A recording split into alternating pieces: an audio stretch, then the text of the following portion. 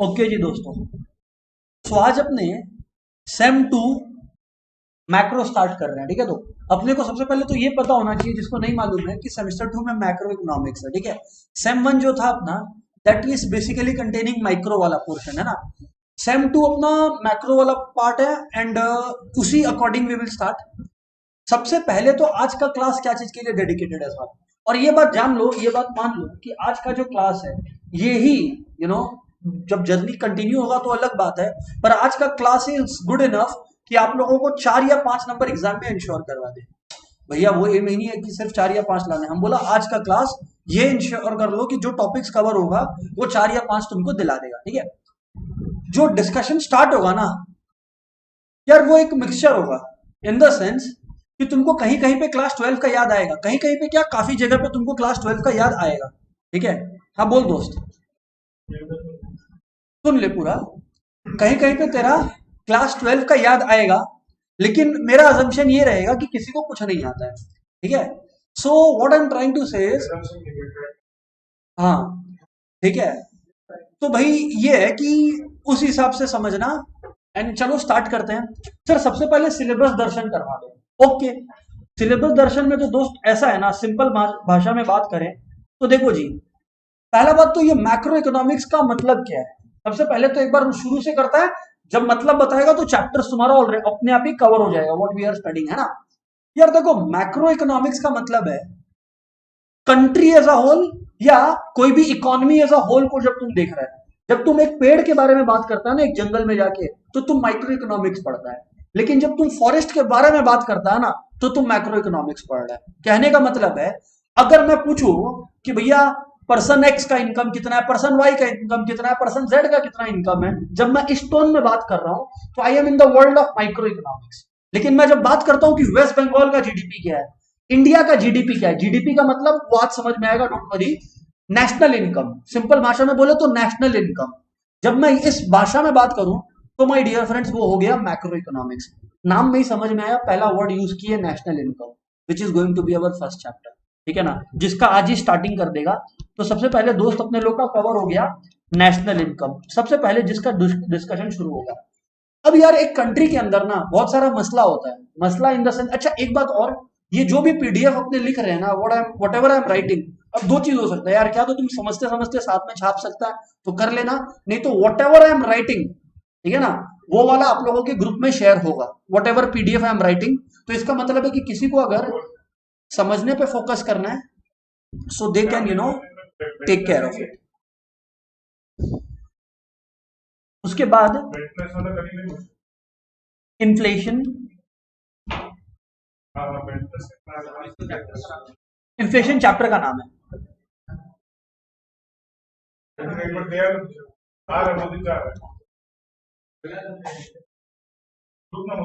BOP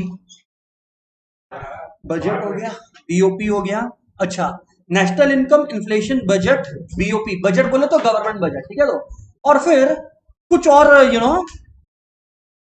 एक topic है, एक टॉपिक है यार, वो तेरा हर चैप्टर में आ जाएगा, ठीक है ना, वो you will find me explaining in the second class, आज की क्लास में नहीं। बट ये टॉपिक जो है, इसका नाम है यार आईएसएलएम कर्व, इसका नाम है यार आईएसएलएम कर्व। ये जो टॉपिक है दोस्त, ये तुम्हारा हर चैप्टर में कहीं ना कहीं फिट बैठ जाता है, ठीक है ना। खैर जो भी है, what I was telling is, दो बातें एक बार फिर से सुन लेना। एक मोडस ऑपरेंडी बता दे कि किस तरह से we will operate in the class, ठीक है ना। जो भी पीडीएफ बना रहा है वो पीडीएफ इमीडिएटली ग्रुप में पोस्ट कर देगा।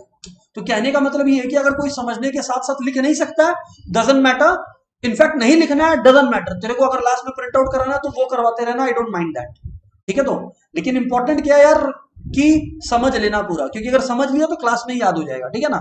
जीरो से स्टार्ट करेगा, और हर क्लास का जो रिकॉर्डिंग है उसका बैकअप मिल जाएगा तुम लोग को। एडिया क्लासेस ऐप है, बैच कोड सब तुम लोग को मिल जाएगा, don't worry about the same. हाँ दोस्त, एप्पल में भी मिलेगा डेफिनेटली, आ रहा है, बता रहा है उसके बारे में।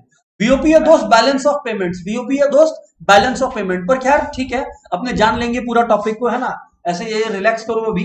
अभी दोस्त अपने बात कर रहे हैं एकदम शिद्दत से नेशनल इनकम के बारे में। किसके बारे में बोल दो, नेशनल इनकम के बारे में, ठीक है। एक बात याद रखना कि अगर किसी के मन में ये चल रहा है कि यार मेरे को इकोनॉमिक्स के बारे में घंटा कुछ आता है, सो डोंट वरी, हम यही अज्यूम कर रहे हैं कि तुमको कुछ नहीं आता है। तो I am starting from that only, बस सुनते जाना, ठीक है ना। नेशनल इनकम, इस चैप्टर का नाम यार सजा दजा कि ये लोग नेशनल इनकम अकाउंटिंग बोल देता है, फलाना ढिमकाना बोल देता है। National income is what we name it as, और ये तुम्हारे सिलेबस का भी पहला चैप्टर है, ठीक है ना। सबसे पहले आज का क्लास यार एक बात ध्यान रखना, I told you at the beginning, आज का क्लास में अगर ठीक से सुन लिया, लिखने वाला बात तो बता ही दिया कि पीडीएफ ग्रुप में चला जाएगा जो हम लिख रहे हैं, तो उसका चाप तो तेरे को है ही नहीं। एक चीज जरूर है कि सुन के याद रख लेना बस, क्योंकि आज बहुत सारा कॉन्सेप्ट बताने वाला है, जैसे seigniorage, inflation tax, primary deficit, क्विन डेफिसिट, ठीक है ना। ये सारा जो कॉन्सेप्ट है सब आज कवर कर लेगा। So what I am trying to tell is कि समझते चलना, पकड़ में आ जाएगा मसला, ठीक है। नेशनल इनकम से शुरू कर रहे हैं। एक्चुअली नेशनल इनकम की जगह मेरे को बोलना चाहिए कि नेशनल इनकम का एक छोटा सा हिस्सा से शुरू कर रहे हैं अपन, जिसका नाम है नेशनल इनकम एग्रीगेट्स। आज अगर किसी को कोई मेरे को बोले कि भाई सरल भाषा में बताओ नेशनल इनकम क्या है, तो जो आप लोग सोच रहे हैं बिल्कुल सही है कि भाई इंडिया के अंदर या एक कंट्री के अंदर सबका इनकम को जोड़ लो, वो हो गया नेशनल इनकम। सरल भाषा में बात है, बट होता क्या है ना, जैसे for example I tell you कि जैसे फोन है भाई, आज दो आदमी को आपस में फोन में बात करना है ना, चार तरीके का डिवाइस आज आ गया है ना। कोई बोल रहा है कि यार मेरे पास एंड्रॉइड है, कोई बोल रहा है मेरे पास iOS है। अच्छा, कोई बोल रहा है मेरे पास एंड्रॉइड है तो वो 10 एंड्रॉइड का वर्जन है, कोई बोलेगा जेली बीन है, कोई बोलेगा लॉलीपॉप है, कोई बोलेगा किटकैट है, कोई बोलेगा ओरियो है, नगेट है, ब्ला ब्ला ब्ला ब्ला ब्ला, चलते चलेगा, ठीक है ना। Now what I am trying to tell you here is दोस्त, ठीक इसी तरह से जब नेशनल इनकम को मेजर करने का अपन बात करते हैं ना, तो वर्ल्ड में बहुत सारा कॉन्सेप्ट बना हुआ है, ठीक है। कोई नेशनल इनकम में एक चीज कंसिडर करता है तो दूसरा आदमी कुछ और कंसिडर करता है। कैलकुलेट सबको ही नेशनल इनकम कर रहा है, फिर से सुन ले, कैलकुलेशन सबको ही नेशनल इनकम कर रहा है, तरीका अलग है। एक बात और ध्यान से सुनना, अभी अपना डिस्कशन जब मैक्रो का हो रहा होगा through out our tenure of semester 2, you will find me कि यार इनकम का वर्ड को हम बार बार प्रोडक्ट से रिप्लेस करके यूज कर रहे हैं। इसका मतलब, इसका रीजन क्या है सर, सुनते चलना दोस्त। प्रोडक्ट, आज भाई कोई भी इंसान कुछ भी इनकम कर रहा हो, ठीक है ना, लेकिन तुम एक बात याद अग्री करेगा कि वो गुड्स एंड सर्विसेज प्रोवाइड करके ही इनकम करेगा। मतलब तुम क्या तो गुड्स में डील करता होगा या फिर तुम सर्विसेज में डील करता होगा, कोई तीसरा चीज नहीं है, ठीक है ना। जी सर बिल्कुल, गुड्स एंड सर्विसेज में डील करता है। ये गुड्स एंड सर्विसेज को इकोनॉमिक्स बोलता है प्रोडक्ट। इकोनॉमिक्स क्या बोलता है? प्रोडक्ट। भाई इसका नाम क्या है? प्रोडक्ट। इकोनॉमिक्स इसको बोल रहा है प्रोडक्ट है। फैंटास्टिक। जब अपने नेशनल इनकम एग्रीगेट्स पढ़ते हैं हम बहुत बार ये वर्ड यूज करेगा प्रोडक्ट, हम बार बार यूज करेगा प्रोडक्ट। तो प्लीज याद रखना, प्रोडक्ट का मतलब बात कर रहे हैं भैया गुड्स एंड सर्विसेज का। किसका बात कर रहे हैं? गुड्स एंड सर्विसेज का। और थोड़ा सिंपल करें तो value of goods and services का। इसका मतलब ये कॉन्सेप्ट ये बोलता है नेशनल इनकम एग्रीगेट्स का कि अगर एक कंट्री के अंदर तेरे को इनकम जानना है ना, अगर एक कंट्री के अंदर तेरे को इनकम जानना है ना, तो तुम एक काम कर। क्या कर? तुम एक कंट्री के अंदर जितना भी गुड्स एंड सर्विसेज सर्कुलेट हो रहा है उसका वैल्यूज को ऐड कर ले। क्योंकि अगर तुम लोग दिमाग लगाएगा तो हर गुड्स एंड सर्विस का वैल्यू किसी का इनकम रिप्रेजेंट कर रहा है। नहीं समझा? अगर हम बोल रहे हैं ये पेन मेरे हाथ में जो है ये 8,000 रुपया का है, तो जब हम बोल रहे हैं ये पेन 8,000 रुपया का है और हम इसको नेशनल इनकम में ऐड करने बोल रहे हैं, तो यार रियलिटी में ये 8,000 रुपया किसी का इनकम भी तो है ना। तो इसका मतलब नेशनल इनकम का अप्रोच क्या बोलता है कि value of goods and services को ऐड कर लो, नेशनल इनकम आ जाएगा। क्या बोला? क्या बोला? Value of goods and services को ऐड कर लो, नेशनल इनकम आ जाएगा। क्योंकि किसी भी बंदे का जो इनकम आ रहा है वो गुड्स एंड सर्विसेज से आ रहा है, इसीलिए व्हाट डिड आई से, इनकम वर्ड की जगह प्रोडक्ट भी यूज करेगा। प्रोडक्ट का मतलब गुड्स एंड सर्विसेज, प्रोडक्ट का मतलब गुड्स एंड सर्विसेज। पकड़ में अभी तक सब चमका? जी बिल्कुल। अब थोड़ा सा और डिस्कशन को अंदर लेके चलता है।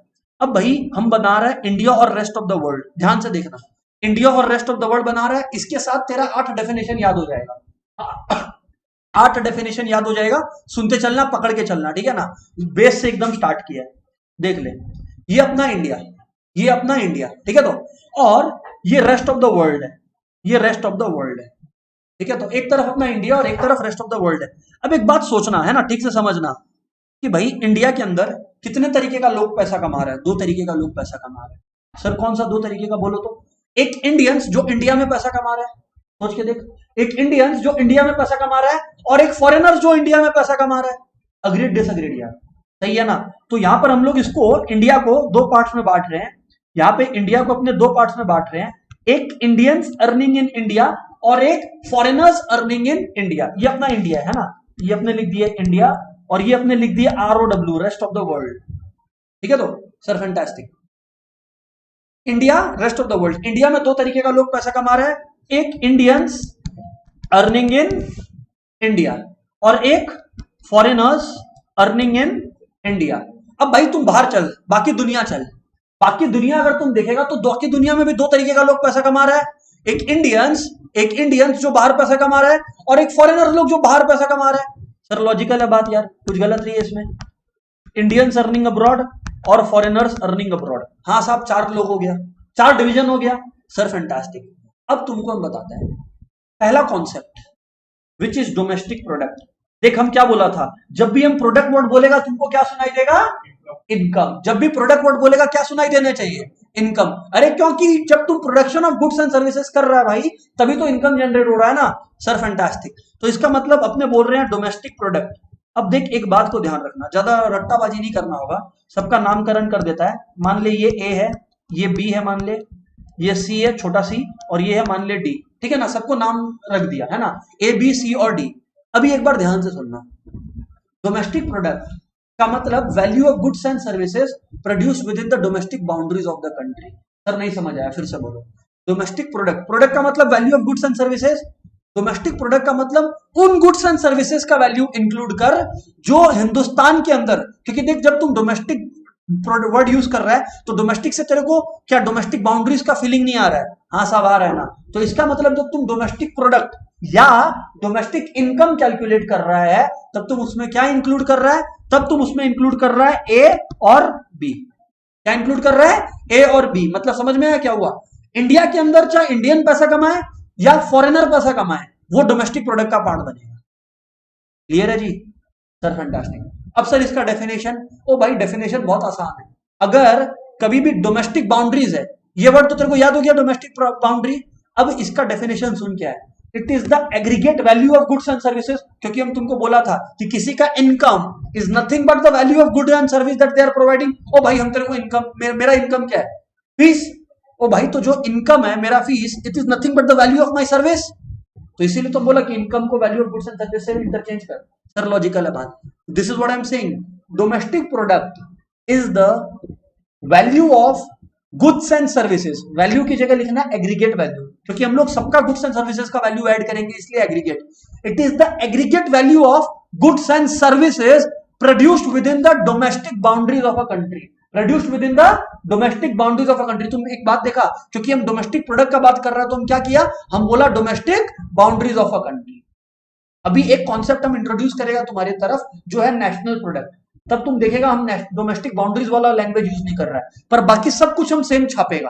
क्या सेम छापेगा तुम समझ, हम बार बार बोल रहा है। एक चीज याद रख, तेरा 8 डेफिनेशन याद हो जाएगा। क्या, फिर से सुनना, aggregate value of goods and services, ये तो तेरे को छापना है हर जगह। Aggregate value of goods and services, उसके बाद प्रोड्यूस्ड कहां पे, वो अभी डोमेस्टिक प्रोडक्ट चल रहा है तो क्या लिखेगा, with in the domestic boundaries of a country during a financial year. जैसे तुम बैलेंस शीट पीएल अकाउंट एक फाइनेंशियल ईयर के लिए बनाता है, नेशनल इनकम भी एक ईयर के लिए कैलकुलेट करता है। इसके बारे में तुमको एक और इंटरेस्टिंग बात बताता है, थोड़ा सा पीछे हटके सुनना। क्या, जब तुम लोग अकाउंट्स में फाइनेंशियल अकाउंट्स बनाता है, मतलब पीएल अकाउंट बनाओ या बैलेंस शीट बनाओ, तो तुम डेफिनेटली सुना होगा, कभी ना कभी कान में ये बात आया होगा कि तुम जनरली एक्सेप्टेड अकाउंटिंग प्रिंसिपल, जिसको गाप बोलते हैं, gap generally accepted accounting principles follow करता है या अकाउंटिंग स्टैंडर्ड्स फॉलो करता है। ये सुना हुआ होगा, सर सुना हुआ होगा। ठीक इसी तरह से जब तुम नेशनल इनकम कैलकुलेट करता है ना, एक चीज होता है जिसको बोलते हैं SNA, system of national accounting, जो कि वर्ल्ड में सेटअप है। हर कंट्री को पता है कि भैया ऐसे ऐसे नेशनल इनकम कैलकुलेट करना है, सिस्टम ऑफ नेशनल अकाउंट्स के कॉन्सेप्ट से। खैर ये वाला बात तो बता दिया, बट डोमेस्टिक प्रोडक्ट क्या है, aggregate value of goods and services produced within the domestic boundaries of a country in a financial year. मसला क्लियर है? सर बिल्कुल क्लियर है। अब अपन बात करते हैं नेशनल प्रोडक्ट का, ध्यान से सुनना। अब अपन बात करते हैं नेशनल प्रोडक्ट का। दोस्त जब अपन नेशनल प्रोडक्ट का बात करते हैं ना, यहाँ पे ध्यान से सुनना, नेशनल प्रोडक्ट का मतलब क्या है, इंडियंस। देख जब तुम वर्ड नेशनल सुन रहा है तो तेरे को ऑटोमेटिकली एक सेंस ऑफ पेट्रियोटिज्म दिख रहा होगा, एक sense of patriotism, national national national, समझ आ गया? इसका मतलब क्या है सर, आप बोलना क्या चाहते हैं? मतलब इंडियंस लोग जो पैसा कमा रहा है, मतलब इंडियंस लोग जो पैसा कमा रहा है। तेरे सामने एक डायग्राम है, मेरे को बता इंडियंस लोग कहां कहां पैसा कमा रहा है, कौन सा अल्फाबेट से वो रिप्रेजेंटेड है, ए और सी, सब अग्री कर रहा है, बस वही हो गया नेशनल प्रोडक्ट, वही हो गया नेशनल प्रोडक्ट। अब मेरा डेफिनेशन में चेंज देख, अगर कोई पूछ लिया कि भाई एक काम कर नेशनल प्रोडक्ट का डेफिनेशन बता, मेरा डेफिनेशन देख, it is the aggregate value of goods and services, same domestic वाला छाप दिया।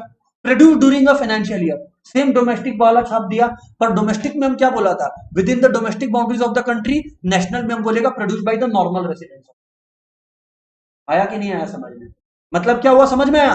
जब हम डोमेस्टिक प्रोडक्ट बोल रहे हैं तो क्या है, aggregate value of goods and services produced within the domestic boundaries of a country. जब हम नेशनल प्रोडक्ट बोल रहे हैं तो हम क्या बोल रहे हैं, same aggregate value of goods and services produced within the domestic boundaries, नहीं produced by normal residents of a country, क्योंकि हम लोग इंडियंस का बात किया तो produced by the normal residents of country. ये हो गया तेरा नेशनल, ये हो गया तेरा, हाँ भाई नॉर्मल वर्ड यूज करना जरूरी है।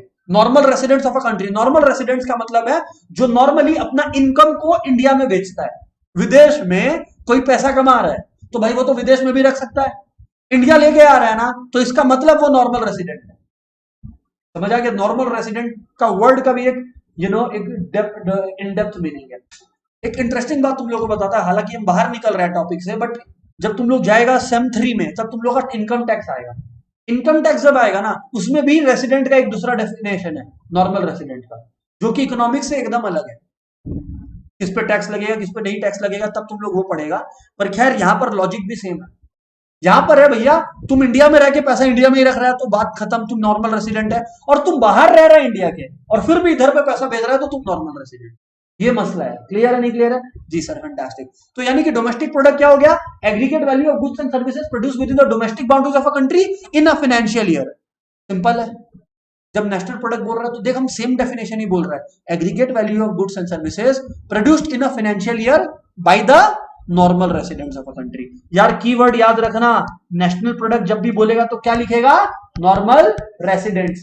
जब भी नेशनल प्रोडक्ट लिखेगा तब क्या बोलेगा, नॉर्मल रेसिडेंट्स। और जब भी डोमेस्टिक प्रोडक्ट लिखेगा तब क्या बोलेगा, डोमेस्टिक बाउंड्री। और हर जगह पे क्या एग्जैक्टली छाप देगा, वो जो एग्जैक्टली छाप देगा हर जगह पे वो है aggregate value of goods and services, ये बात, और ड्यूरिंग अ फाइनेंशियल ईयर छापो इसको। समझ आया कि नहीं आया? सर बिल्कुल सही है, ये हर जगह छाप दो, ड्यूरिंग अ फाइनेंशियल ईयर।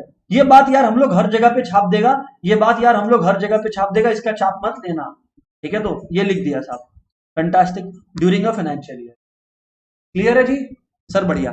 लेकिन यार सर हम लोग के सिलेबस में तो ये डीपी और एनपी कहीं लिखा हुआ ही नहीं है, सीधा सिलेबस ही जीडीपी से शुरू होता है। अगर तुम अपना कभी भी सिलेबस खोल के देखेगा किसी दिन समय मिला तो उसमें सीधा लिखा हुआ है जीडीपी। समझ गया? तो भाई ये था बैकग्राउंड, हम बोला था हम अज्यूम करके पढ़ाएगा कि there is nothing that you know, ठीक है? तो अब बात आता है जीडीपी का, कि जीडीपी क्या है। यार जीडीपी का मतलब है, जीडीपी का मतलब क्या है समझने का कोशिश करना दोस्त। Aggregate value of goods and services with in the domestic boundaries of a country, ठीक है? बस जी वर्ड लिखा है मतलब ग्रॉस है, जी मतलब ग्रॉस। ओ, और ये ग्रॉस जब भी लिखा हुआ रहेगा ना, अपने अपना डेफिनेशन में क्या लिखेंगे, सीधा इंक्लूडिंग डेप्रिसिएशन लिख देंगे। क्या लिख देंगे? Including depreciation. जब भी कहीं पे ग्रॉस देखेगा क्या लिख देगा, इंक्लूडिंग डेप्रिसिएशन। अच्छा सर ये तो बहुत आसान है, इंक्लूडिंग डेप्रिसिएशन। अभी सुन एक और धोखा मिलेगा। हाँ बोल भाई। अरे डार्लिंग उसी पे आ रहा है नेक्स्ट, रुक जा मौका तो दे, ठीक है? अभी ग्रॉस होता है इंक्लूडिंग डेप्रिसिएशन। अब भाई पूछा हमारा कि नेट होता है क्या, तो नेट भी होता है, नेट में क्या लिखेगा, एक्सक्लूडिंग डेप्रिसिएशन। खत्म। अभी आएगा, अभी देख। अच्छा चलो तुम पूछा है तो हम बता देते तुमको। एक्चुअली में अपने को 8 एग्रीगेट्स याद करना है। कितना एग्रीगेट्स याद करना है? 8 एग्रीगेट्स याद करना है। अभी बहुत कुछ दिखेगा तेरे को उल्टा। 8 एग्रीगेट्स अपने को याद करना है। यहाँ पे ध्यान से सुनना क्या क्या। GDP at FC, GDP at MP, सुनते जाना है ना, ऐसे पैनिक अटैक मत लाना अपने अंदर, बहुत सिंपल मसला है। एनडीपी एट एमपी, ठीक है? तो फिर है GNP at MP, GNP at FC, NNP at MP और एनएनपी एट एफसी। हम क्या बोला था शुरू में, बोला था कि 8 डेफिनेशन याद हो जाएगा, सुनते चलना बस बात को। देख यार एक बात समझ ले, ट्रिक क्या है, कभी भी किसी का भी कोई भी डेफिनेशन आ गया ना भाई, तेरे को क्या करना है, पहले तो डोमेस्टिक प्रोडक्ट और नेशनल प्रोडक्ट का डेफिनेशन मालूम है, रटवा दिया है। क्या है डोमेस्टिक प्रोडक्ट का, aggregate value of goods and services produce with in the domestic boundaries of a country. अगर डोमेस्टिक प्रोडक्ट आया तो सर एक बार फिर से बोलो, बहुत फास्ट हो गया। Aggregate value of goods is produced within the domestic territories of country during a financial year. अगर कहीं पर लिखा है नेशनल प्रोडक्ट तो क्या लिखेगा, aggregate value of goods and services produced by the normal residents of a country during a financial year. अब भाई देख ग्रॉस और नेट वर्ड दो लिखा हुआ है। ग्रॉस जब लिखा है तो डेफिनेशन में इंक्लूडिंग डेप्रिसिएशन लिख देना, नेट जब लिखा है तो डेफिनेशन में क्या लिखना, एक्सक्लूडिंग डेप्रिसिएशन। इतना मसला क्लियर है सर? ठीक है, क्लियर। आगे बोलो यार। ये एफसी और एमपी क्या लिखा है सर? एटा किया जा रहा। सुनो, एफसी का मतलब होता है फैक्ट्री कॉस्ट। एफसी का मतलब क्या होता है? Factory cost. एफसी का मतलब होता है फैक्ट्री कॉस्ट। ठीक है, हाँ सर बिल्कुल ठीक है। एफसी का मतलब हो गया फैक्ट्री कॉस्ट। एफसी और एमपी का मतलब होता है मार्केट प्राइस। एमपी क्या हो गया? Market price. एमपी हो गया जनाब मार्केट प्राइस और एफसी हो गया फैक्ट्री कॉस्ट। अब एक बात को सोचना यार, जब एक माल फैक्ट्री में बनता है तो उसी दाम पे बिक जाता है क्या बाजार में जाके? नहीं भाई, नहीं बिकता है। उस पर टैक्स लगता है, उस पर टैक्स लगता है। कौन सा टैक्स लगता है? इनडायरेक्ट टैक्स लगता है। कौन सा टैक्स लगता है भाई? देख, दो तरीके का टैक्स है, डायरेक्ट और इनडायरेक्ट। डायरेक्ट जो इनकम पे लगता है, इनडायरेक्ट जो गुड्स एंड सर्विसेज पे लगता है। ठीक है, तो उस पे इनडायरेक्ट टैक्स लगा। इनडायरेक्ट टैक्स क्या करता है? एक सामान को महंगा करता है कि सस्ता करता है? महंगा करता है यार। वैसे ही गवर्नमेंट कुछ बिजनेसेस को सब्सिडी देता है। क्या देता है? सब्सिडी। सब्सिडी एक सामान को महंगा करेगा कि सस्ता करेगा? सस्ता करेगा। तो इसीलिए इनडायरेक्ट टैक्सेस माइनस सब्सिडीज। तो यही मैं बोल रहा हूं यहाँ पे, इसको अपने प्यार से बोलते हैं इकोनॉमिक्स के अंदर नेट इनडायरेक्ट टैक्स। क्या बोलते हैं? Net indirect tax. तो इसका मतलब तुमको एक और चीज मिला, मालूम क्या? कि factory price, factory cost plus net indirect tax is equals to market price, is equals to market price. Factory cost में नेट इनडायरेक्ट टैक्स छोड़ेगा तो मार्केट प्राइस पे पहुंचेगा। ठीक है मसला? जी बिल्कुल क्लियर है सर। सर अब ये वाला बात कहां से फिट बैठेगा मैं बोला समझाता हूं। इधर देखो, अगर तुम्हारे पास डेफिनेशन आ गया जीडीपी एट एफसी का, किसका? जीडीपी एट एफसी का। अब यार वो तो कुछ भी दे दिया एग्जामिनर, एग्जामिनर तो कुछ भी दागेगा, तुम दिमाग लगाना। जीडीपी एट एफसी है भाई, सबसे पहले डीपी ले। क्या ले? DP, domestic product. Domestic product, aggregate value of goods and services produce with in the domestic territories of a country, number 1। फिर क्या लिखा हुआ शुरू में? जी। जी के लिए अपने क्या ऐड करते हैं? Including depreciation. और एफसी है तो लिख दे मेजर्ड एट फैक्ट्री कॉस्ट। समझ आया? समझ आया? तो इसका मतलब है एग्जामिनर कुछ भी दे दे, अपने बाप का क्या जाता है।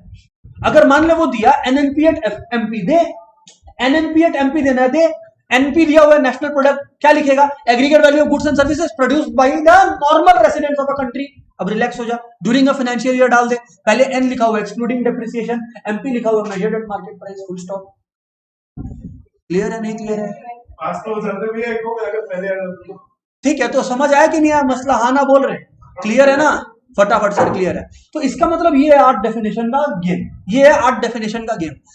अब यही तुम बोल रहे कि यार तेरे को क्यों माथा लगाना है? तुम देख रहे 8 डेफिनेशन, 8 डेफिनेशन है। अब भाई कुछ भी दे, जीएनपी और एफसी दे दिया, क्या पैनिक करने का है भाई? सबसे पहले देख ट्रिक क्या है, सबसे पहले बीच वाला को डिफाइन कर, फिर बायां चल और फिर दायां चल। समझ आया कि नहीं आया? अरे ट्रैफिक का रास्ता पार कर रहा है भाई, पहले सीधा बीच में खड़ा रहता है, बायां देखता है दायां देखता है, खत्म। एक तरफ नहीं देखा एक्सीडेंट होगा, वैसे एग्जाम में एक भी नहीं लिखा तो एक्सीडेंट होगा। सेम लॉजिक है। तो इसका मतलब क्या है? अगर आ गया मान ले जीएनपी एंड एफसी, क्या बोलेगा? Aggregate value of goods and services produced by the normal residents of a country during the financial year including depreciation measured eight factory cost, full stop, खत्म। आना बोलो रे। और इसी स्पीड से आना चाहिए सबको, ठीक है ना? हम स्लो भी हो सकता है, ठीक है? तो ये है जीएनपी एंड एफसी। सर जी मसला तो बिल्कुल क्लियर है। तो ये है 8 कॉन्सेप्ट। अभी एग्जामिनर ना बोलता है ईटा तो खूब पाका, ये लोग तो खूब स्मार्ट है, थोड़ा सा हल्का फुल्का अपना बुद्धि लगाएगा। वो बोलेगा एक बात बता, डोमेस्टिक प्रोडक्ट से नेशनल प्रोडक्ट पे कैसे जाएगा? चल बता के निकाल। बेवकूफी भरा सवाल पूछा है, सुनो कैसे। तुम लोग अगर याद करेगा डोमेस्टिक प्रोडक्ट का, तो तुम लोग बोला था मेरा भारत महान, इंडिया के अंदर जो हो रहा है वो करेगा। तो तुम लोग क्या इंक्लूड किया था? देख, ए और बी इंक्लूड किया था, हाँ ना बोल? सर बिल्कुल सही बोलते हैं आप। तो यानी कि डोमेस्टिक प्रोडक्ट क्या हो गया? ए प्लस बी हो गया, है ना? जब नेशनल प्रोडक्ट है तो तुम लोग क्या बोला था? हिंदुस्तानी लोग महान, ए प्लस सी बोला था। अब अगर मैथ्स, तुम्हारा मैथ में कितना ही आंगन टेढ़ा हो, तुम्हारा मैथ्स में कितना ही आंगन टेढ़ा हो, किसी भी बच्चा को अगर बोलेगा ए प्लस बी से ए प्लस सी तक जाना है, तो वो क्या बोलेगा? कि मतलब सी की कमी है, सी लेकर आओ। और बी जबरदस्ती का यहां पर बोझ बन के बैठा हुआ है, इसको निकालो, इसको निकालो, ठीक है? एग्जाम में क्वेश्चन आ जाता है, एक क्वेश्चन आ जाता है, क्या आ जाता है? कि भाई बता एनएफआईए क्या होता है? यही है NFIA, net factor income from abroad. ओ ये है NFIA, net factor income from abroad. इसका मतलब क्या हुआ? समझ आया? ये सी क्या था? Indians earning abroad. सी क्या था? Indians earning abroad. Indians earning abroad, थोड़ा फास्ट लिख रहा, Indians earning abroad minus minus minus foreigners earning in India. भाई फॉरेनर्स अर्निंग इन इंडिया का एग्जांपल है बिल गेट्स। तो भाई वो माइक्रोसॉफ्ट इंडिया में ऑपरेट कर रहा है कि नहीं कर रहा है? हो गया ना। और इंडियन अर्निंग अब्रॉड में ओला ले ले, अपना जो ओला है वो बाहर पैसा कमा रहा है, तो ये हो गया इंडियंस अर्निंग। भिकाराम, हल्दीराम सब बाहर में है। हाँ है भाई, ऐसा मत बोल, है ठीक है। तो इसका मतलब ये है, इसका मतलब ये है कि Indians earning abroad minus foreigners earning in India. नहीं समझा? अरे भैया वो लोग बाहर वाला, अपना हिंदुस्तानी लोग इंडिया में कितना लाया, माइनस विदेशी लोग इंडिया से कितना लेकर गया। जब तुम इसको कर लेगा subtract foreigners earning in India, जब तुम इसको सब्सट्रैक्ट कर लेगा फॉरेनर्स अर्निंग इन इंडिया, तेरा एनएफआईए निकल जाएगा, स्वाहा, खत्म। समझ आया कि नहीं आया? ये तेरा एनएफआईए निकल गया, हाँ या ना बोल। अच्छा एक बात बता, ये कोई जरूरी है क्या कि एनएफआईए जो है हमेशा पॉजिटिव ही होगा? मतलब हिंदुस्तानी लोग बाहर में जाके ज्यादा पैसा कमाएगा, ऐसा जरूरी है क्या? ऐसा जरूरी नहीं है भाई। तुम चाहता है, तुम पॉजिटिव है लाइफ को लेके, तुम बोल रहा है जरूरी है, तुम पॉजिटिव है लाइफ को लेकिन, लेकिन ऐसा रियल लाइफ में है नहीं। मन करेगा एग्जाम में लिखने का एनएफआईए पॉजिटिव होता है, मन करेगा एग्जाम में लिखने का कि एनएफआईए हमेशा पॉजिटिव होता है, मगर बुलाती है जाने का नहीं। पॉजिटिव भी हो सकता है, पॉजिटिव हो सकता है या नेगेटिव भी हो सकता है। एनएफआईए पॉजिटिव भी हो सकता है, नेगेटिव भी हो सकता है। समझ आया नहीं आया? सर बिल्कुल समझ में आया। अच्छा अब एक बात को ध्यान रखना, अभी एग्जाम में क्वेश्चन आ गया, अभी एग्जाम में क्वेश्चन आ गया कि net factor income from abroad बता क्या है, और एक आ गया net factor income to abroad. तुम लोग मन मन में मेरे को गाली बकेगा कि ये सब तो बताए नहीं, ये सब तो बिना बताए भेज दिए। तो हम वही बता रहे हैं कि भाई सेम ही बात है।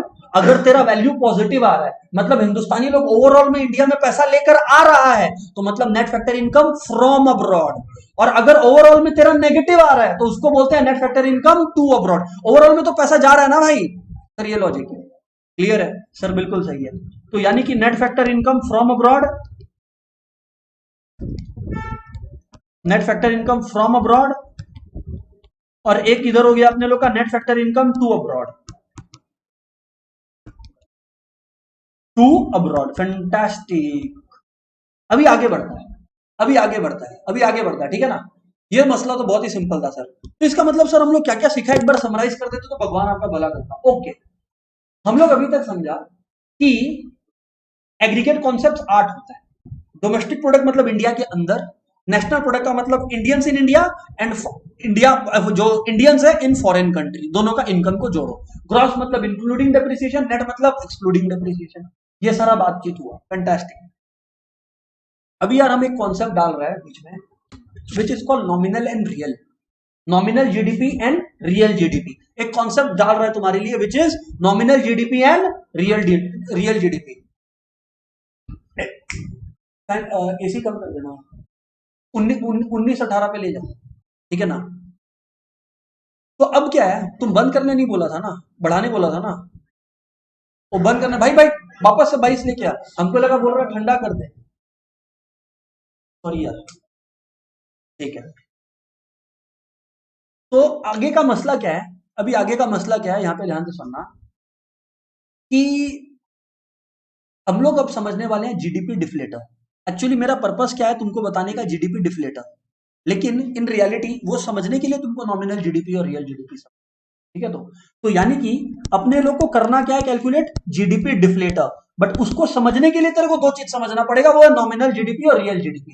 भाई देख एक बात समझ, एग्रीगेट जीडीपी का मतलब तो तुम समझ गया ना, एक बार रिवाइज करते हैं क्या है GDP. Aggregate value of goods and services with in the domestic boundaries of a country including depreciation, क्योंकि जी बोले तो ग्रॉस होता है, जी बोले तो ग्रॉस होता है, तो इंक्लूडिंग डेप्रिसिएशन, ठीक है ना, ये एग्री करता है।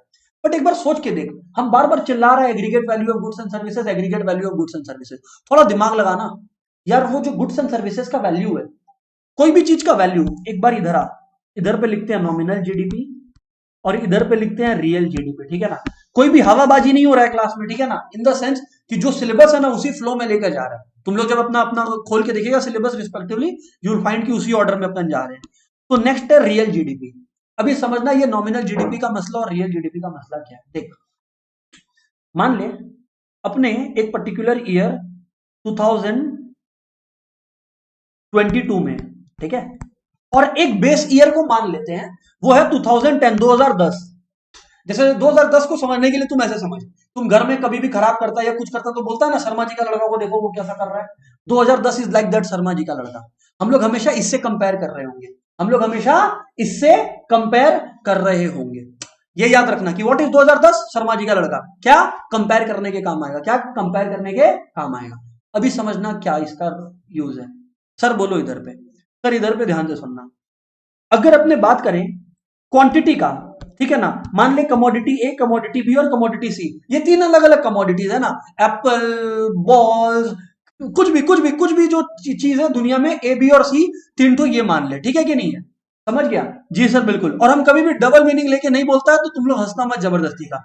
अब पॉइंट पर अगर हम लोग आए, अब अगर हम लोग पॉइंट पर आए तो क्वांटिटी का बात करते हैं अपने, अगर क्वांटिटी का बात करते हैं तो 100 units A, let's say 50 units B and 25 unit C का बिका बाजार, ठीक है ना। अभी 2022 करंट ईयर है, 2022 क्या है, करंट ईयर है, जिस ईयर में अपने बैठा है, ठीक है ना। और 2010 जो है वो बेस ईयर है, हम बोला था जिससे कंपेयर करेगा शर्मा जी का लड़का, ये बेस ईयर है, ये ठीक है ना, बेस ईयर है। अब मान ले कि करंट ईयर में प्राइस और बेस, ऑब्वियस से बात है यार कि करंट ईयर का प्राइस हर प्रोडक्ट का और बेस ईयर का प्राइस हर प्रोडक्ट का यार अलग होने वाला है, it's never going to be the same, sir logic है। Current year prices let's say अगर रुपीस के टर्म्स में अपन बात करें पर यूनिट का, तो ये 5 है, ये 2 है, ये 3 है, let's say for the example से। लेकिन यहां पर जो है इसका क्या है, ये लेट्स से जब बेस ईयर का बात है, ये 1 रुपया था, ये 1 रुपया था, ये 2 रुपया था, लेट्स से फॉर एग्जांपल से। अब तुम एक बात सोचने की कोशिश कर, जब हम value of goods and services निकालेगा, value of goods and services का मतलब क्या होता है, प्राइस इनटू क्वांटिटी, नहीं समझा।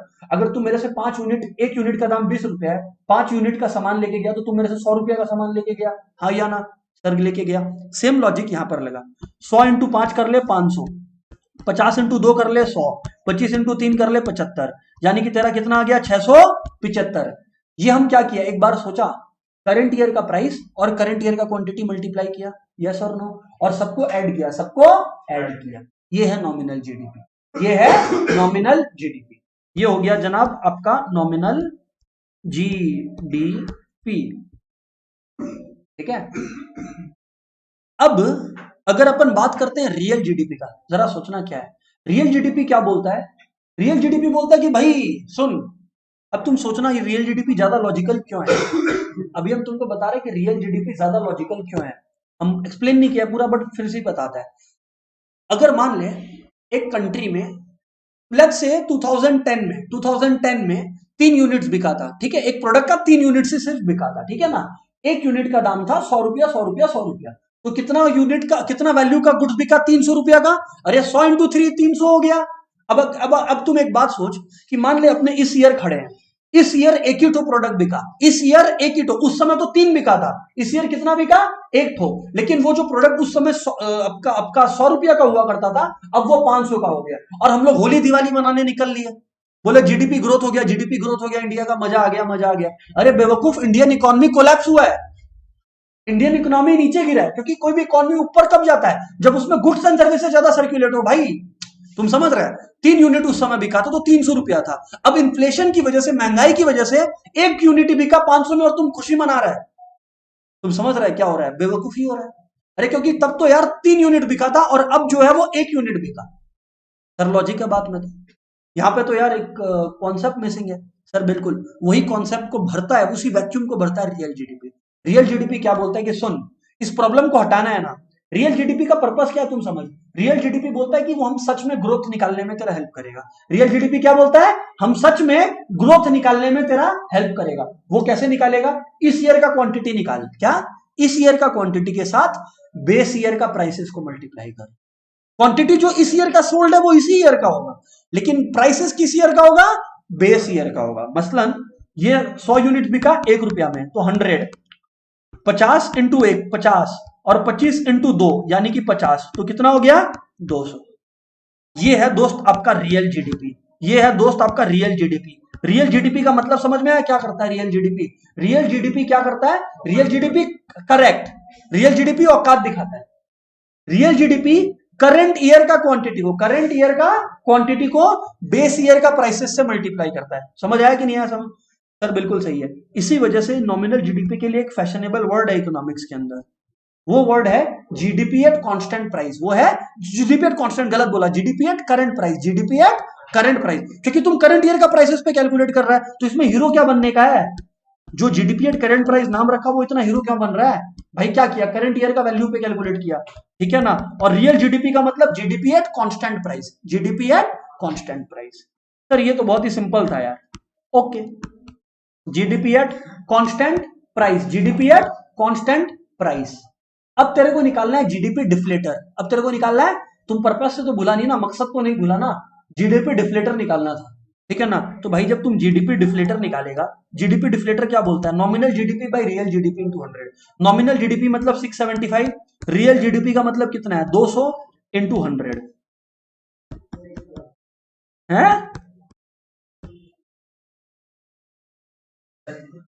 इसको जब कंप्यूट करेगा, देख लेना अपना क्या होगा कि 2 कटा ना 33, 337.5 है, 337.5 हो गया, 337.5। ओ भाई सही है, रिलैक्स, 337.5।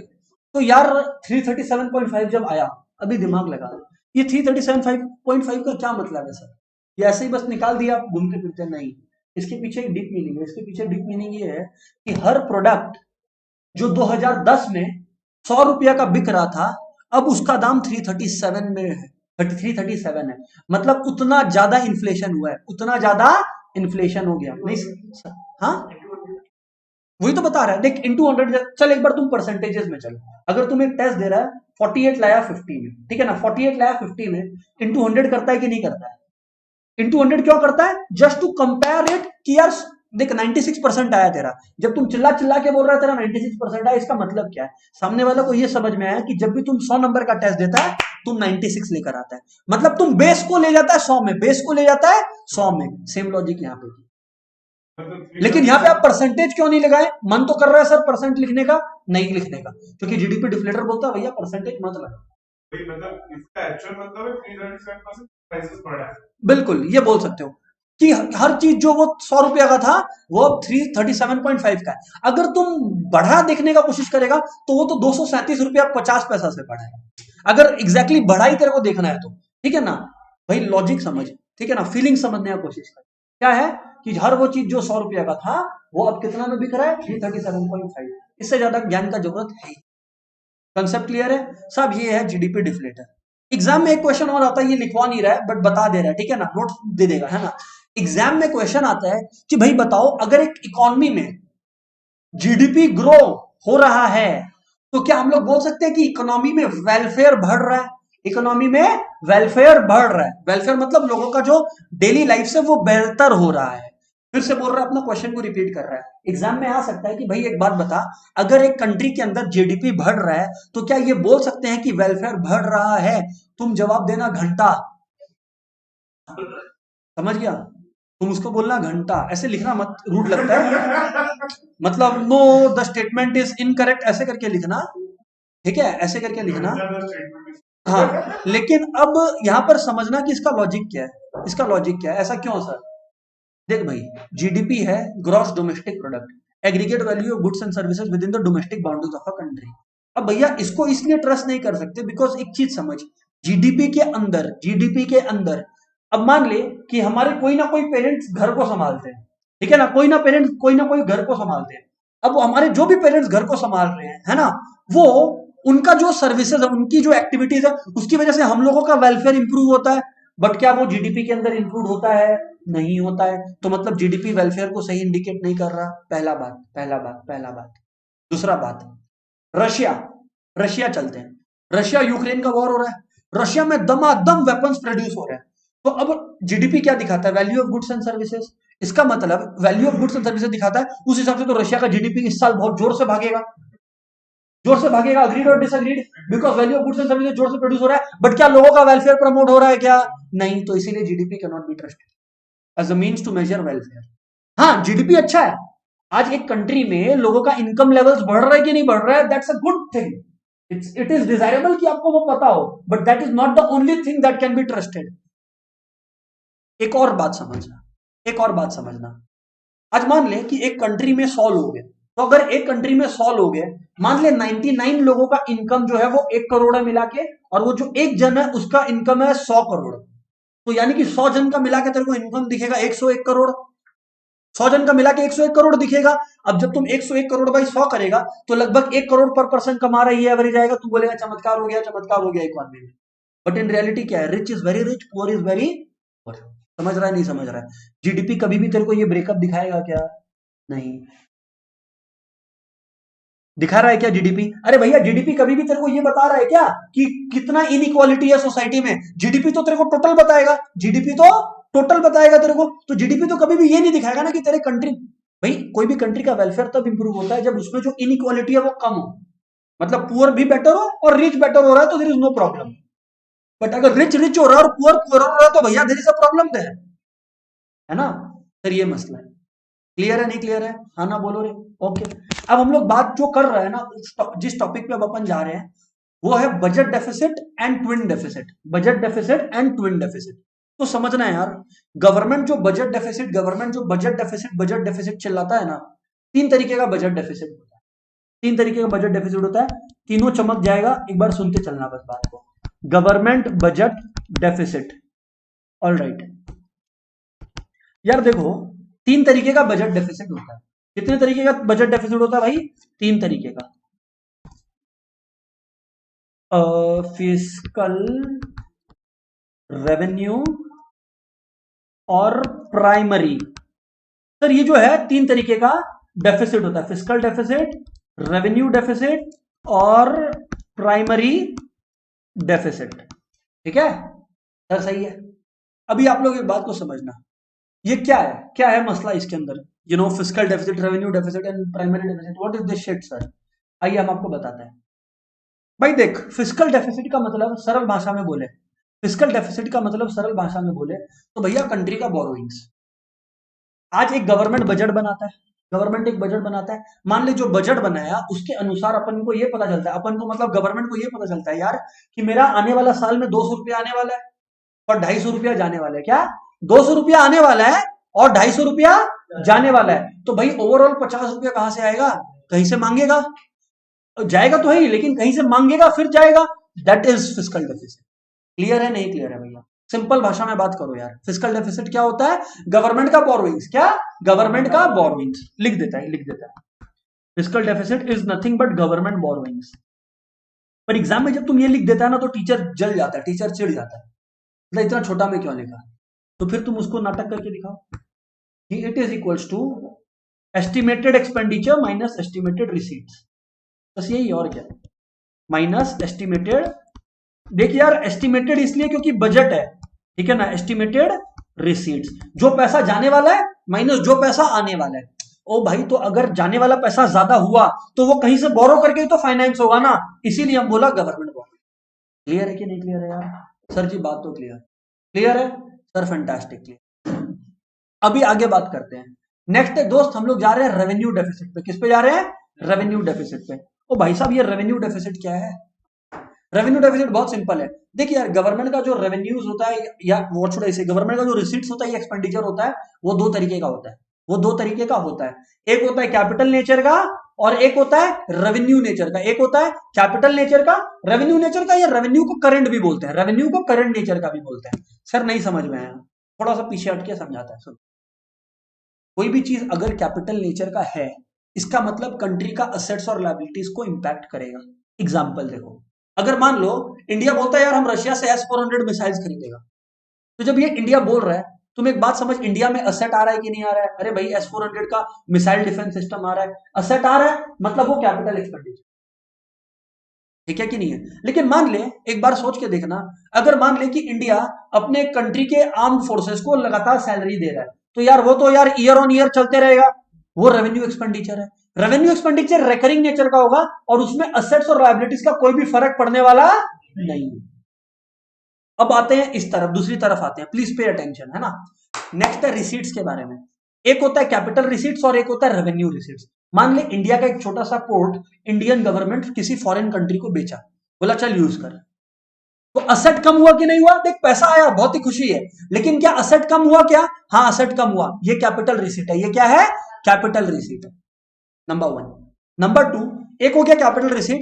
नंबर 2, अब अपने बात करते हैं कैपिटल रिसीट का और एक एग्जांपल देता है। इंडियन गवर्नमेंट कोई लोन ले रखा था, अब वो लोन को रिपे किया, लोन को रिपे किया, क्या लायबिलिटी फिर से इंपैक्ट हुआ क्या? हाँ हुआ ना, जो गवर्नमेंट का लायबिलिटी था वो कम हुआ ना, पहले जो लोन ले रखा था वो, तो ये भी कैपिटल एक्सपेंडिचर है, ये भी। यार एक बात याद रखना, एग्जाम में अगर कभी भी कैपिटल वर्ड आ गया ना, लिख देना anything that affects assets and liabilities, क्योंकि ये अफेक्ट करता है असेट्स एंड लायबिलिटीज, पर रेवेन्यू नेचर का आइटम्स असेट्स एंड लायबिलिटीज को अफेक्ट नहीं करेगा। अब गवर्नमेंट का रेवेन्यू एक्सपेंडिचर का एग्जांपल दिया कि जो मिलिट्री को सैलरी दे रहा है, लोगों को पेंशन दे रहा है, वो रेवेन्यू एक्सपेंडिचर है। वैसे ही गवर्नमेंट का रेवेन्यू रिसीट्स भी होता है। रेवेन्यू रिसीट्स मतलब जो पैसा आया, सबसे पहला है टैक्सेस, सबसे पहला है टैक्सेस। टैक्सेस का मतलब जो गवर्नमेंट अपने से लेता है, टैक्सेस। दूसरा एसटीएट्स। सर ये एसटीएट्स क्या होता है सर? एसटीएट्स का मतलब मान लो कि एक पर्सन है जिसका कोई लीगल एयर नहीं है, तो उसका सारा प्रॉपर्टी गवर्नमेंट के पास ट्रांसफर हो जाता है, वो भी गवर्नमेंट का एक रेवेन्यू है, ये भी एक रेवेन्यू है, ठीक है ना। तीसरा मान ले कि तुषार जो है वो बाइक चला के निकला, ठीक है ना, बाइक चला के निकला, रास्ते पे उसको सुंदर कन्या दिखी, वो बाइक का स्पीड तेज किया, थोड़ा आगे सार्जेंट से केस खाया, थोड़ा आगे सार्जेंट से केस खाया, तो सार्जेंट को क्या देगा? पेनल्टी, पेनल्टी देगा। अब वो जो पेनल्टी है वो भी तो गवर्नमेंट का रेवेन्यू है भाई। अगर लीगल पेनल्टी, देख भाई सीधा सा बात है यार, अब उसमें है कि कच्चा में कर दो पक्का में कर दो, we are not concern with that. अगर एक पेनल्टी दे रहा है, मान ले वो पेनल्टी जा रहा है गवर्नमेंट के पास, सीधी सी बात है, तो ये हो गया अपने लोग का रेवेन्यू रिसीट गवर्नमेंट का, ठीक है ना। तो जब हम लोग कैपिटल को इग्नोर करते हैं, जब हम लोग कैपिटल को इग्नोर करते हैं, रेवेन्यू डेफिसिट का मतलब जो खाली क्या कंसीडर करता है? रेवेन्यू एक्सपेंडिचर और रेवेन्यू रिसीट्स को। मतलब गवर्नमेंट का जो रेवेन्यू एक्सपेंडिचर है, रेवेन्यू मतलब जो रिकरिंग नेचर का है, अगर वो ज्यादा है गवर्नमेंट का रेवेन्यू रिसीट से, तो इसका मतलब रेवेन्यू डेफिसिट। क्लियर है नहीं क्लियर है? सर सही है। तो यानी कि this is revenue expenditure minus revenue receipt, minus revenue receipt. और एक ये प्राइमरी डेफिसिट बड़ा इंटरेस्टिंग है, बड़ा ही इंटरेस्टिंग है। राहुल गांधी प्राइम मिनिस्टर बन गया मान लो अब एग्जांपल शुरू ही नहीं, हम एग्जांपल शुरू नहीं किया, तुम लोग हंसता है, ठीक है सुनो, ठीक है अरविंद केजरीवाल कर लेते हैं। मान लो अरविंद केजरीवाल जो है वो प्राइम मिनिस्टर बन गया, ठीक है ना। अभी अरविंद केजरीवाल बोलता है, अब बार बार ना बजट का डेफिसिट आ रहा था, क्या आ रहा था बजट में? बार बार फिस्कल डेफिसिट आ रहा था, तो सब अरविंद केजरीवाल को गाली बकने लग गया। अरविंद केजरीवाल बोलता है, अरे भाई मेरे वजह से नहीं हुआ, सुनो बात को सुनना, कितना डीप है इकोनॉमिक्स। अरविंद केजरीवाल बोलता है कि भाई ये मेरी वजह से नहीं है, वो जो पुराना गवर्नमेंट लोन लिया था, हम लोग को तो इंटरेस्ट पे करना पड़ रहा है ना, हम लोग को तो इंटरेस्ट पे करना पड़ रहा है ना, इस वजह से प्रॉब्लम में हम लोग, वरना हम लोग तो इकोनॉमी को अच्छे से मैनेज कर रहा है। समझ रहे क्या बोला वो? कि यार पहले का जो बोरोइंग था ना, उस पर अपने को इंटरेस्ट देना पड़ रहा है, इस वजह से जो है वो डेफिसिट आ रहा है, क्योंकि खर्चा तो बंद गया, खर्चा कोई और बांधा और वो तो बंद गया। हाँ यार ये तो लॉजिकल है। अब प्राइमरी डेफिसिट क्या बोलता है सुनो, बाकी इकोनॉमिस्ट लोग बोलता है सुनो केजरीवाल भाई, फिस्कल डेफिसिट में एक काम करो, फिस्कल डेफिसिट में जब तुम गवर्नमेंट एक्सपेंडिचर एस्टिमेट किए थे, एक काम करो उसमें से इंटरेस्ट पेमेंट्स को हटा दो। तुम अगर इकोनॉमी को अच्छा मैनेज कर रहा है, तब फिर फिस्कल डेफिसिट में से जब हम इंटरेस्ट पेमेंट्स को माइनस कर देगा, तब तो जीरो आ जाना चाहिए। तुम बोल रहा है कि जितना भी डेफिसिट आ रहा है वो इसलिए आ रहा है, तुम तो इकोनॉमी को अच्छा मैनेज कर रहा है, जो भी डेफिसिट का बैलेंस आ रहा है वो इसलिए आ रहा है क्योंकि तुम पुराने गवर्नमेंट का इंटरेस्ट दे रहा है, अग्रीड, तुम माइनस कर लो उसको, अब तुम्हारा जीरो आना चाहिए। अगर जीरो अब भी नहीं आया तो मतलब तुम मिसमैनेज कर रहे हो इकोनॉमी को, ये है प्राइमरी डेफिसिट। इसका मतलब क्या है? फिस्कल डेफिसिट में से इंटरेस्ट पेमेंट्स को माइनस करो, interest payments on past loans, interest payments on, अपना पास्ट को भूल जाओ, फिस्कल डेफिसिट में से माइनस कर दो, interest payment on past loans, interest payment on past loans, ये है फिस्कल डेफिसिट। क्लियर है नहीं क्लियर है यार? Sir fantastic. एक और बात बताएगा और फिर अपने लोग एक और कॉन्सेप्ट बताएगा, फिर अपने लोग आज का क्लास को वाइंड अप करेगा, ठीक है ना। बस सुन लेना प्यार से, लास्ट कॉन्सेप्ट है। फिस्कल डेफिसिट समझ में आया? सर बिल्कुल समझ में आया। प्राइमरी समझ में आया? प्राइमरी डेफिसिट क्या हुआ भाई? फिस्कल डेफिसिट में से इंटरेस्ट पेमेंट को माइनस कर ले, फिस्कल डेफिसिट में से क्या कर? इंटरेस्ट पेमेंट को माइनस कर ले। सर बढ़िया। अभी एक बात और सुनना, एक होता है जिसको बोलते हैं करंट अकाउंट डेफिसिट। सर आप अजीब काम कर रहे हैं, मतलब क्यों? सर आप प्राइमरी डेफिसिट सिखाए, आप हम लोग को बताएं फिस्कल डेफिसिट, आप हम लोग को बताएं रेवेन्यू डेफिसिट, अब क्वेश्चन बोल रहे हैं एग्जाम में आता है current account deficit. Soon, current account deficit is a subject matter of balance of payments, current account deficit is a subject matter of balance of payments. समझाता है क्या है? सुनना, current account deficit is a subject matter of balance of payments, it is covered under balance of payments. Sir ये balance of payments हम लोग को कौन सा घंटा मालूम है? समझाता है, सुनो यार। एक कंट्री इंपोर्ट भी करता है, एक कंट्री एक्सपोर्ट भी करता है, एक कंट्री इंपोर्ट भी करता है, एक कंट्री एक्सपोर्ट भी करता है, ठीक है ना। ये हो गया एक बात। इंपोर्ट और एक्सपोर्ट क्या होता है? दो तरफा प्यार होता है। क्या होता है? दो तरफा प्यार होता है, टू साइडेड लव। क्यों? क्योंकि जब तुम इंपोर्ट किया तो तुम बदले में पैसा दे रहे हैं, जब तुम एक्सपोर्ट किया तो तेरे को बदले में पैसा मिल। लेकिन एक तरफा प्यार भी तो होता है दुनिया में, वो है यूनिलैटरल ट्रांसफर, वो है यूनिलैटरल ट्रांसफर।